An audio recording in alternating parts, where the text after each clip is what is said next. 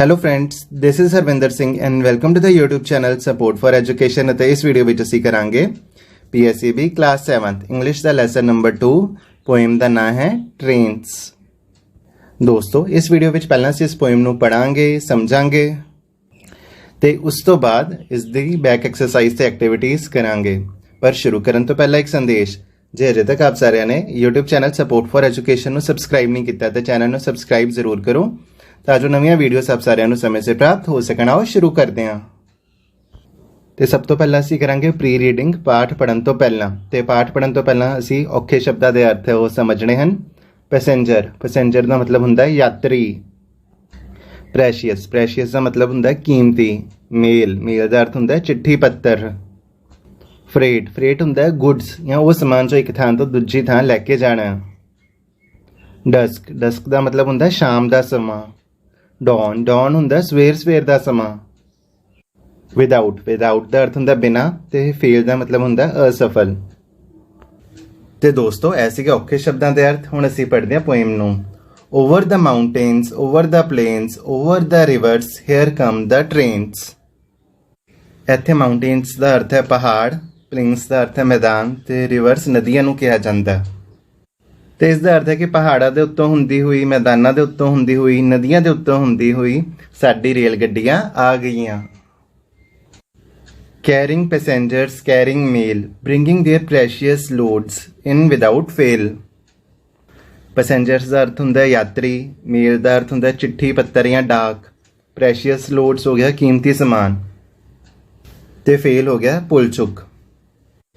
ਤੇ ਹੁਣ ਰੇਲ ਗੱਡੀਆਂ ਕਿਸ ਨੂੰ ਲੈ ਕੇ ਆ ਗਈਆਂ? ਪੈਸੇਂਜਰਸ, ਯਾਤਰੀਆਂ ਨੂੰ ਲੈ ਕੇ ਆ ਗਈਆਂ। ਮੇਲ, ਚਿੱਠੀ ਪੱਤਰ ਜਾਂ ਡਾਕ ਨੂੰ ਲੈ ਕੇ ਆ ਗਈਆਂ।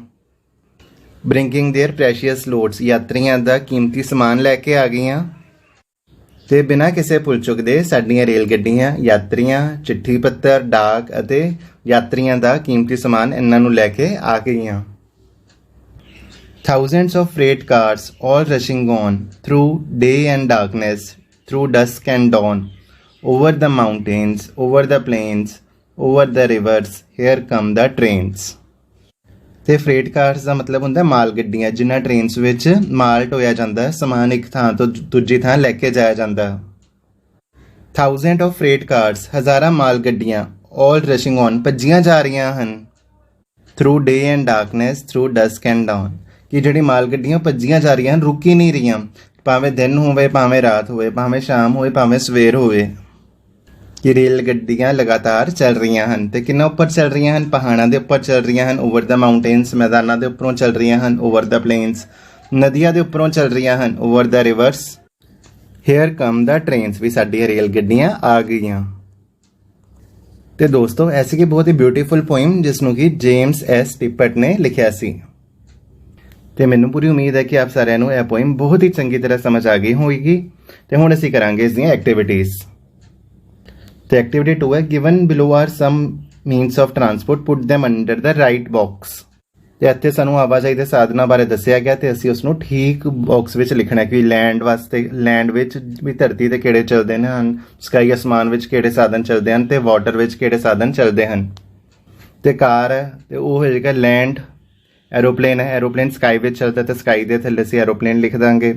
ਸਕੂਟਰ, ਸਕੂਟਰ ਚੱਲਦਾ ਲੈਂਡ ਵਿੱਚ ਤੇ ਹੈਲੀਕਾਪਟਰ ਚੱਲਦਾ ਸਕਾਈ ਵਿੱਚ। ਬੋਟ ਚੱਲਦੀ ਆ ਵਾਟਰ ਵਿੱਚ ਤੇ ਬੱਸ ਚੱਲਦੀ ਹੈ ਲੈਂਡ ਵਿੱਚ। ਸ਼ਿਪ ਚੱਲਦੀ ਹੈ ਵਾਟਰ ਵਿੱਚ। ਸਬਮਰੀਨ, ਸਬਮਰੀਨ ਹੁੰਦਾ ਪਣਡੁੱਬੀ ਤੇ ਉਹ ਚੱਲਦੀ ਹੈ ਪਾਣੀ ਵਿੱਚ। ਟ੍ਰੇਨ ਚੱਲਦੀ ਹੈ ਲੈਂਡ ਵਿੱਚ। ਜੀਪ ਚੱਲਦੀ ਹੈ ਲੈਂਡ ਵਿੱਚ ਤੇ ਬਾਈਸਾਈਕਲ, ਸਾਈਕਲ ਚੱਲਦੀ ਹੈ ਲੈਂਡ ਵਿੱਚ। ਤੇ ਇਸ ਤਰ੍ਹਾਂ ਤੁਸੀਂ ਬਾਕਸ ਦੇ ਥੱਲੇ ਲਿਖ ਸਕਦੇ ਹੋ। ਤੇ ਇਸ ਤੋਂ ਬਾਅਦ ਹੈ learn to read and comprehend, ਵੀ ਪੜ੍ਹੋ ਤੇ ਸਮਝੋ। Write answer to the following questions, ਹੇਠ ਦਿੱਤੇ ਪ੍ਰਸ਼ਨਾਂ ਦੇ ਉੱਤਰ ਦਿਓ। What places to the trains go to, ਤੇ ਟ੍ਰੇਨਸ ਕਿੱਥੇ ਕਿੱਥੇ ਜਾਂਦੀਆਂ ਹਨ? The trains go over the mountains, plains and reverse.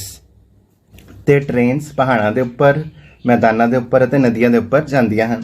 What do ਦੇ ਕੈਰੀ, ਤੇ ਟ੍ਰੇਨ ਕੀ ਕੈਰੀ ਕਰਦੀਆਂ ਹਨ ਆਪਣੇ ਨਾਲ, ਕੀ ਲੈ ਕੇ ਜਾਂਦੀਆਂ ਹਨ? They carry passengers, mail and precious loads, ਉਹ ਆਪਣੇ ਨਾਲ ਯਾਤਰੀ, ਡਾਕ ਅਤੇ ਪ੍ਰੈਸ਼ੀਅਸ ਲੋਡਸ, ਯਾਤਰੀਆਂ ਦਾ ਕੀਮਤੀ ਸਮਾਨ ਲੈ ਕੇ ਜਾਂਦੀਆਂ ਹਨ।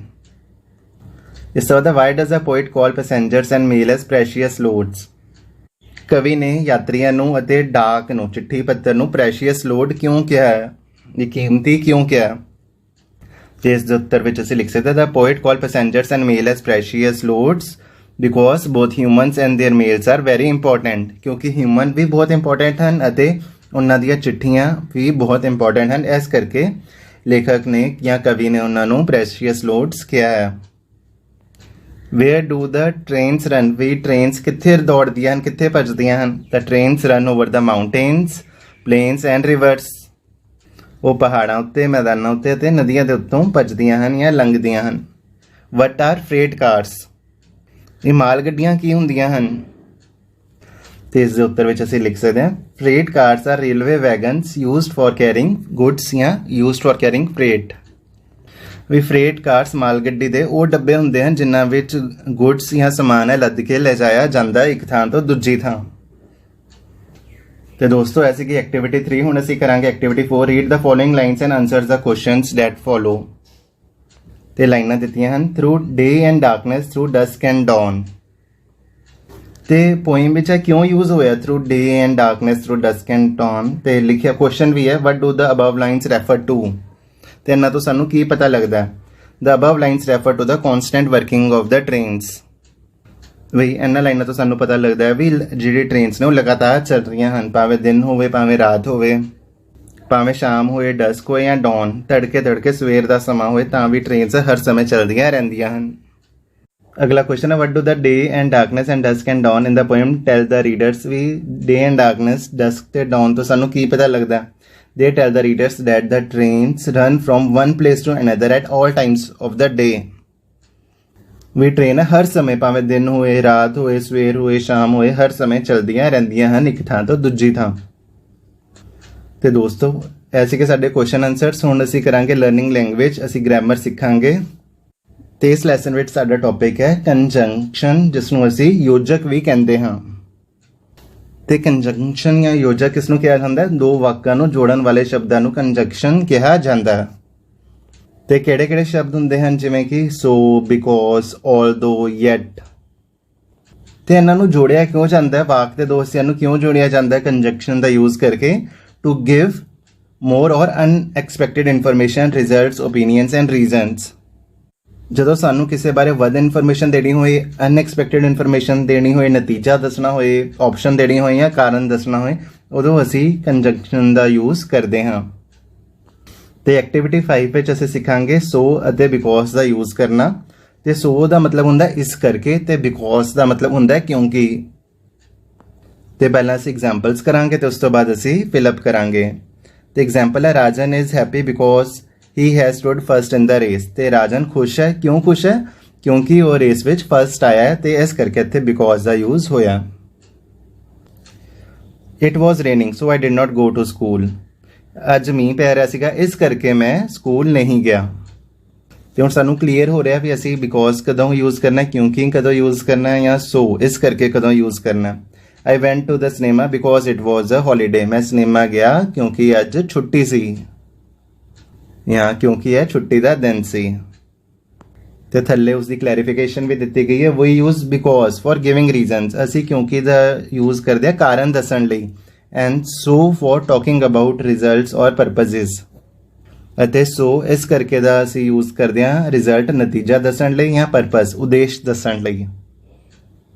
ਤੇ ਹੁਣ ਅਸੀਂ ਥੱਲੇ ਦਿੱਤੇ ਹੋਏ ਫਿਲਅਪਸ ਕਰਾਂਗੇ। ਤੇ ਫਿਲਅਪ ਵਿੱਚ ਅਸੀਂ ਸੋ ਜਾਂ ਬਿਕੋਜ਼ ਦੀ ਵਰਤੋਂ ਕਰਨੀ, ਤੇ ਸਾਨੂੰ ਹੋਰ ਜ਼ਿਆਦਾ ਕਲੀਅਰ ਹੋ ਜਾਏਗਾ। My dog was hungry, so it stole biscuits from the shelf. ਮੇਰਾ ਡੌਗ ਹੰਗਰੀ ਸੀ ਤੇ ਇਸ ਕਰਕੇ ਉਸਨੇ ਇਹ ਸ਼ੈਲਫ ਵਿੱਚੋਂ ਬਿਸਕੁਟ ਹੈ ਉਹ ਚੁਰਾ ਲਏ। I am feeling sleepy because I am very tired. ਤੇ ਮੈਂ ਸਲੀਪੀ ਫੀਲ ਕਰ ਰਿਹਾ ਹਾਂ, ਮੈਨੂੰ ਨੀਂਦ ਆ ਰਹੀ ਹੈ ਕਿਉਂਕਿ ਮੈਂ ਬਹੁਤ ਥੱਕਿਆ ਹੋਇਆ ਹਾਂ। Bubbly bought new clothes because she wanted to wear them on Diwali. Babli ਨੇ ਨਵੇਂ ਕੱਪੜੇ ਖਰੀਦੇ ਕਿਉਂਕਿ ਉਸਨੇ ਦੀਵਾਲੀ ਵਾਲੇ ਦਿਨ ਉਹਨਾਂ ਨੂੰ ਪਹਿਨਣਾ ਹੈ। It was raining so my books got wet. ਅੱਜ ਮੀਂਹ ਪੈ ਰਿਹਾ ਸੀਗਾ ਤੇ ਇਸ ਕਰਕੇ ਮੇਰੀਆਂ ਕਿਤਾਬਾਂ ਭਿੱਜ ਗਈਆਂ। He did not study hard so he failed the test. ਤੇ ਉਸਨੇ ਚੰਗੀ ਤਰ੍ਹਾਂ ਪੜ੍ਹਾਈ ਨਹੀਂ ਕੀਤੀ ਤੇ ਇਸ ਕਰਕੇ ਉਹ ਟੈਸਟ ਵਿੱਚ ਫੇਲ ਹੋ ਗਿਆ। I asked for directions because I was lost. मैं डायरैक्शनस या रस्ता पूछा क्योंकि मैं गुम चुका सी। I did not clean the room so it became dirty. ते मैं रूम साफ नहीं किया इस करके वो मैला हो गया। I met with an accident because I was driving fast. ते एक्सीडेंट इस करके हो गया क्योंकि मैं गड्डी तेज़ चला रहा सी। Deepa went on to the doctor because she was feeling sick. ते दीपा डॉक्टर को गई क्योंकि वो बीमार सी। Mohan did not help Sohan because he was not well. ते मोहन ने सोहन की मदद नहीं की क्योंकि वो बीमार सी। ਤੇ ਦੋਸਤੋ ਐਕਟੀਵਿਟੀ 5 ਵਿੱਚ ਅਸੀਂ ਸਿੱਖਿਆ ਸੋ ਤੇ ਬਿਕੋਜ਼ ਤੇ ਹੁਣ ਐਕਟੀਵਿਟੀ 6 ਵਿੱਚ ਅਸੀਂ ਸਿੱਖਾਂਗੇ ਆਲਦੋ ਅਤੇ ਯੈਟ। ਆਲਦੋ ਦਾ ਮਤਲਬ ਹੁੰਦਾ ਭਾਵੇਂ ਤੇ ਯੈਟ ਦਾ ਮਤਲਬ ਹੁੰਦਾ ਫਿਰ ਵੀ। ਤੇ ਹੁਣ ਅਸੀਂ ਇੱਕੋ ਹੀ ਸੈਂਟੈਂਸ ਵਿੱਚ ਇਸ ਨੂੰ ਕਿਸ ਤਰ੍ਹਾਂ ਲਿਖ ਸਕਦੇ ਜਦੋਂ ਅਸੀਂ ਦੋ ਵਾਕਾਂ ਨੂੰ ਜੋੜਾਂਗੇ ਉਹ ਅਸੀਂ ਦੇਖਦੇ ਹਾਂ। Example Rajan did not win the race Rajan was happy. Although Rajan did not win the race yet he was happy. ਤੇ ਭਾਵੇਂ ਰਾਜਨ ਰੇਸ ਨਹੀਂ ਜਿੱਤਿਆ ਪਰ ਫਿਰ ਵੀ ਉਹ ਖੁਸ਼ ਸੀ। It was raining, I went to school. Although it was raining, yet I went to school. ਤੇ ਭਾਵੇਂ ਮੀਂਹ ਪੈ ਰਿਹਾ ਸੀ ਫਿਰ ਵੀ ਮੈਂ ਸਕੂਲ ਗਿਆ। It was a holiday, I did not go to cinema. ਤੇ ਭਾਵੇਂ ਅੱਜ ਛੁੱਟੀ ਸੀ ਪਰ ਫਿਰ ਵੀ ਮੈਂ ਸਿਨੇਮਾ ਨਹੀਂ ਗਿਆ। ਤੇ ਉਸ ਤੋਂ ਬਾਅਦ ਸਾਨੂੰ ਇਸ ਦਾ ਯੂਜ਼ ਦੱਸਿਆ ਗਿਆ we use although and yet in the same sentence for unexpected or different information। ਤੇ ਅਸੀਂ ਇਸ ਦਾ ਯੂਜ਼ ਕਦੋਂ ਕਰਨਾ ਜਦੋਂ ਕੋਈ ਅਨਐਕਸਪੈਕਟਡ ਵੀ ਜਦੋਂ ਉਹ ਸਿਚੁਏਸ਼ਨ ਹੁੰਦੀ ਹੈ ਜਿਸ ਨੂੰ ਅਸੀਂ ਐਕਸਪੈਕਟ ਨਹੀਂ ਕੀਤਾ ਹੁੰਦਾ ਜਾਂ ਕੋਈ ਡਿਫਰੈਂਟ ਜਾਂ ਕੋਈ ਹੋਰ ਇਨਫੋਰਮੇਸ਼ਨ ਅਸੀਂ ਦੇਣੀ ਹੁੰਦੀ ਹੈ ਤਾਂ ਉਦੋਂ ਅਸੀਂ ਆਲਦੋ ਅਤੇ ਯੈਟ ਦਾ ਯੂਜ਼ ਕਰਦੇ ਹਾਂ ਉਹ ਵੀ ਇੱਕੋ ਹੀ ਸੈਂਟੈਂਸ ਵਿੱਚ। ਤੇ ਉਸ ਤੋਂ ਬਾਅਦ ਅਸੀਂ ਸੈਂਟੈਂਸਸ ਬਣਾਉਣੇ ਹਨ ਆਲਦੋ ਅਤੇ ਯੈਟ ਨੂੰ ਯੂਜ਼ ਕਰਕੇ। My dog was hungry it did not eat biscuits. ਤੇ ਇਸ ਦਾ ਬਣ ਜਾਏਗਾ although my dog was hungry yet it did not eat biscuits. He is very sleepy he is watching a movie. Although he is very sleepy, yet he is watching a movie। ਤੇ ਭਾਵੇਂ ਉਸਨੂੰ ਨੀਂਦ ਆ ਰਹੀ ਹੈ ਪਰ ਫਿਰ ਵੀ ਉਹ ਮੂਵੀ ਦੇਖ ਰਿਹਾ। ਤੇ ਅਨਐਕਸਪੈਕਟਡ ਹੈ ਉਮੀਦ ਨਹੀਂ ਹੁੰਦੀ ਵੀ ਜਿਹਨੂੰ ਨੀਂਦ ਆ ਰਹੀ ਹੋਏ ਉਹ ਮੂਵੀ ਦੇਖੇਗਾ। ਤੇ ਅਨਐਕਸਪੈਕਟਡ ਜਾਂ ਡਿਫਰੈਂਟ ਸਿਚੁਏਸ਼ਨ ਹੁੰਦੀ ਹੈ ਤਾਂ ਅਸੀਂ although ਅਤੇ yet ਦੀ ਵਰਤੋਂ ਕਰਦੇ ਹਾਂ। Babli wanted to wear new clothes on Diwali Babli did not buy them। ਤੇ ਇਸ ਦਾ ਹੋ ਜਾਏਗਾ although Babli wanted to wear new clothes on Diwali yet she did not buy them। ਤੇ ਅਸੀਂ ਦੋਵਾਂ ਵਾਕਾਂ ਨੂੰ ਜੋੜਤਾ ਤੇ ਬਬਲੀ ਦੇ ਬਦਲੇ ਅਸੀਂ ਸ਼ੀ ਯੂਜ਼ ਕਰ ਲਿਆ। ਅਸੀਂ ਪ੍ਰੋਨਾਊਨ ਦਾ ਵੀ ਯੂਜ਼ ਇੱਥੇ ਕਰਨਾ ਜਦੋਂ ਦੂਜੇ ਵਾਕ ਵਿੱਚ ਵੀ ਸੇਮ ਨਾਊਨ ਹੈ ਉਹ ਰਿਪੀਟ ਹੋਏ। It was raining I did not take N umbrella. Although it was raining yet I did not take N umbrella. He did not study hard he passed the test. Although he did not study hard yet he passed the test. ਕਿ ਜ਼ਿਆਦਾ ਨਾ ਪੜ੍ਹਦੇ ਹੋਏ ਵੀ ਉਹ ਪਾਸ ਹੋ ਗਿਆ। ਇਸ ਤੋਂ ਬਾਅਦ I was lost, I did not ask for directions. Although I was lost, yet I did not ask for directions. My room was dirty, I did not clean the room. Although my room was dirty, yet I did not clean the room. I was ill, I did not go to the doctor. Although I was ill, yet I did not go to the doctor. ਤੇ ਭਾਵੇਂ ਮੈਂ ਬਿਮਾਰ ਸੀ ਫਿਰ ਵੀ ਮੈਂ doctor ਕੋਲ ਨਹੀਂ ਗਿਆ। Mohan and Sohan were friends, Mohan did not help Sohan. Although Mohan and Sohan were friends, yet Mohan did not help Sohan. I went to the market, I did not buy anything. Although I went to the market, yet I did not buy anything। ਤੇ ਇਸ ਤੋਂ ਬਾਅਦ activity 7 ਵਿੱਚ ਅਸੀਂ poem ਨੂੰ read ਕਰਨਾ ਹੈ। ਤੇ ਪੋਇਮ ਹੈ ਕਲਾਊਡਸ ਦੇ ਬਾਰੇ। ਤੇ ਇੱਥੇ ਕਲਾਊਡਸ ਨੂੰ ਵਾਈਟ ਸ਼ੀਪ ਕਿਹਾ ਗਿਆ ਕਿਉਂਕਿ ਕਲਾਊਡ ਕੋਈ ਵੀ ਸ਼ੇਪ ਲੈ ਸਕਦਾ ਤੇ ਇੱਥੇ ਕਲਾਊਡ ਨੇ ਵਾਈਟ ਸ਼ੀਪ ਦੀ ਸ਼ੇਪ ਹੈ ਉਹ ਲਈ ਹੋਈ ਹੈ। White sheep on a blue hill when the wind stops you all stand still। ਤੇ ਅਸਮਾਨ ਦੇ ਉੱਪਰ ਵਾਈਟ ਸ਼ੀਪ ਚਿੱਟੀ ਭੇਡ ਦੀ ਸ਼ੇਪ ਵਾਲਾ ਇੱਕ ਬੱਦਲ ਹੈ ਜਦੋਂ ਹਵਾ ਰੁਕ ਜਾਂਦੀ ਹੈ ਤਾਂ ਉਹ ਭੇਡ ਵੀ ਰੁਕ ਜਾਂਦੀ ਹੈ। when the wind blows you walk away slow white sheep where do you go। ਤੇ ਜਦੋਂ ਉਹ ਹਵਾ ਚੱਲਦੀ ਹੈ ਤਾਂ ਉਹ ਵਾਈਟ ਸ਼ੀਪ ਵਾਲਾ ਬੱਦਲ ਵੀ ਚੱਲਦਾ ਹੀ ਰਹਿੰਦਾ ਤੇ ਬੱਦਲ ਤੁਸੀਂ ਕਿੱਧਰ ਜਾਂਦੇ ਹੋ। ਤੇ ਇਹ ਕਲਾਊਡਸ ਤੋਂ ਰਿਲੇਟਡ ਸੀਗੀ ਪੋਇਮ। ਤੇ ਹੁਣ ਐਕਟੀਵਿਟੀ 8 ਤੇ ਇਸ ਵਿੱਚ ਸਾਨੂੰ ਰਾਈਮਿੰਗ ਵਰਡਸ ਦਿੱਤੇ ਗਏ ਹਨ। ਰਾਈਮਿੰਗ ਵਰਡਸ ਹੁੰਦੇ ਹਨ ਵੀ ਜਿਨ੍ਹਾਂ ਦੀ ਐਂਡਿੰਗ ਸਾਊਂਡ ਹੈ ਇੱਕੋ ਜਿਹੀ ਹੋਏ ਜਿਵੇਂ ਕਿ mail fail dawn lawn plains trains. ਤੇ ਉਸ ਤੋਂ ਬਾਅਦ ਐਕਟੀਵਿਟੀ 9 ਕਿ ਤੁਸੀਂ ਪਾਰਟਨਰ ਨਾਲ ਆਪਣੇ ਡਿਸਕਸ ਕਰਨਾ ਵੀ ਤੁਸੀਂ ਕਿਸ ਤਰ੍ਹਾਂ ਟਰੈਵਲ ਕਰਨਾ ਚਾਹੁੰਦੇ ਹੋ। ਤੇ ਇੱਥੇ ਸਾਨੂੰ ਕੁਐਸਚਨਸ ਪੁੱਛੇ ਗਏ ਹਨ do you like to travel by train ship ਜਾਂ ਪਲੇਨ। ਕੀ ਤੁਹਾਨੂੰ ਟ੍ਰੇਨ ਵਿੱਚ ਸ਼ਿਪ ਵਿੱਚ ਜਾਂ ਪਲੇਨ ਵਿੱਚ ਯਾਤਰਾ ਕਰਨਾ ਵਧੀਆ ਲੱਗਦਾ। ਤੇ ਤੁਸੀਂ ਇਸ ਦਾ ਉੱਤਰ ਲਿਖ ਸਕਦੇ ਹੋ yes I like to travel by train ਜਾਂ ਬਾਏ ਸ਼ਿਪ ਜਾਂ ਬਾਏ ਪਲੇਨ। ਜਿਸ ਵਿੱਚ ਵੀ ਯਾਤਰਾ ਕਰਨਾ ਤੁਹਾਨੂੰ ਪਸੰਦ ਹੈ ਤੁਸੀਂ ਉਹ ਇੱਥੇ ਲਿਖ ਸਕਦੇ ਹੋ। ਇਸ ਤੋਂ ਬਾਅਦ how would you like to travel if you have to go from Punjab to Mumbai why, ਕਿ ਜੇ ਤੁਸੀਂ ਪੰਜਾਬ ਤੋਂ ਮੁੰਬਈ ਜਾਣਾ ਤਾਂ ਤੁਸੀਂ ਕਿਸ ਵਿੱਚ ਟਰੈਵਲ ਕਰੋਗੇ ਤੇ ਕਿਉਂ।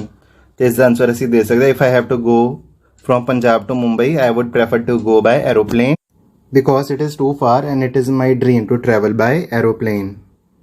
ਤੇ ਮੈਂ ਪਲੇਨ ਵਿੱਚ ਜਾਣਾ ਚਾਹਾਂਗਾ ਕਿਉਂਕਿ ਮੁੰਬਈ ਬਹੁਤ ਦੂਰ ਹੈ ਤੇ ਇਹ ਮੇਰਾ ਸੁਪਨਾ ਹੈ ਕਿ ਮੈਂ ਪਲੇਨ ਵਿੱਚ ਐਰੋਪਲੇਨ ਵਿੱਚ ਟਰੈਵਲ ਕਰਾਂ। ਤੇ ਇਸ ਤੋਂ ਬਾਅਦ ਹੈ question 3rd, if you decide to go by train what would you like to take with you. ਜੇ ਤੁਸੀਂ ਟ੍ਰੇਨ ਵਿੱਚ ਜਾਓਗੇ ਤਾਂ ਤੁਸੀਂ ਆਪਣੇ ਨਾਲ ਕੀ ਲੈ ਜਾਓਗੇ।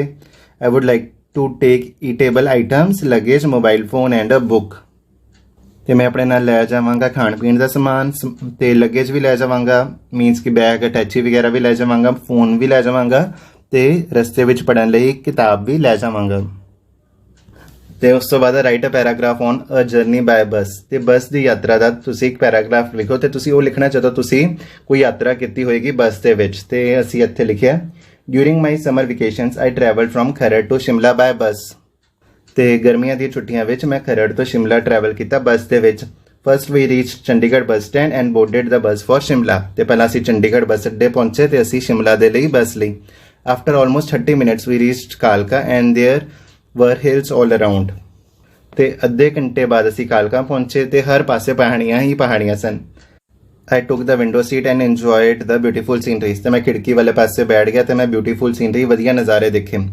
ਵੀ ਰੀਚ ਸ਼ਿਮਲਾ ਇਨ 4 ਆਵਰਸ। ਤੇ ਅਸੀਂ 4 ਘੰਟੇ ਵਿੱਚ ਸ਼ਿਮਲਾ ਪਹੁੰਚ ਗਏ। It was a wonderful experience. ਤੇ ਉਹ ਮੇਰੇ ਲਈ ਇੱਕ ਬਹੁਤ ਹੀ ਵਧੀਆ ਐਕਸਪੀਰੀਅੰਸ ਸੀਗਾ। ਤੇ ਦੋਸਤੋ ਇਹ ਸੀਗਾ ਤੁਹਾਡਾ ਚੈਪਟਰ 2। ਮੈਨੂੰ ਪੂਰੀ ਉਮੀਦ ਹੈ ਕਿ ਆਪ ਸਾਰਿਆਂ ਨੂੰ ਇਹ ਚੈਪਟਰ ਬਹੁਤ ਹੀ ਚੰਗੀ ਤਰ੍ਹਾਂ ਸਮਝ ਆ ਗਿਆ ਹੋਵੇਗਾ। ਮਿਲਾਂਗੇ ਆਪ ਸਾਰਿਆਂ ਨੂੰ ਲੈਸਨ 3 ਬੀਰਬਲਸ ਖਿਚੜੀ ਦੇ ਨਾਲ। ਉਦੋਂ ਤੱਕ ਆਪਣੇ ਅਧਿਆਪਕ ਸਰਦਾਰ ਹਰਵਿੰਦਰ ਸਿੰਘ ਨੂੰ ਦਿਓ ਇਜਾਜ਼ਤ। ਸਤਿ ਸ੍ਰੀ ਅਕਾਲ।